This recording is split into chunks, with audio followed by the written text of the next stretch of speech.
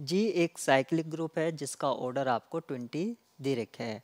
तो कोई भी साइक्लिक ग्रुप जी जिसका फाइनाइट ऑर्डर है उसको हम आइसोमॉर्फिक मान सकते हैं Zn के। अब अगर हमें Zn में d ऑर्डर के एलिमेंट्स देखने हैं और d डिवाइड करता है n को, उस केस में d ऑर्डर के कितने एलिमेंट्स होंगे, 5d के इक्वल होंगे। अगर d डिवाइड नहीं करता है n को, तब d ऑर्डर के 0 एलिमेंट्स होंगे Zn में। इस कंसेप्ट को अब हम यूज़ करेंगे क्योंकि हमें ऑर्डर 10 के एलिमेंट्स देखने हैं, क्योंकि 10 डिवाइड करता है 20 को। तो ऑर्डर 10 के कितने एलिमेंट्स होंगे, 5 10, और 5 10 किसके इक्वल होता है, 4 के। ऑप्शन बी यहाँ पर राइट होगा।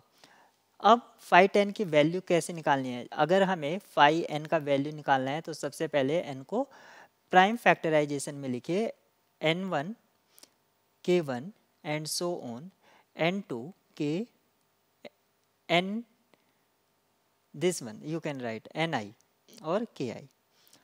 उसके बाद आप यहाँ पर n into 1 minus 1 upon first base, then 1 minus 1 upon second, और इसी तरह से आप यूज़ करेंगे। और फाइनली ये जो वैल्यू होगा ये किसका होगा, 5n का होगा।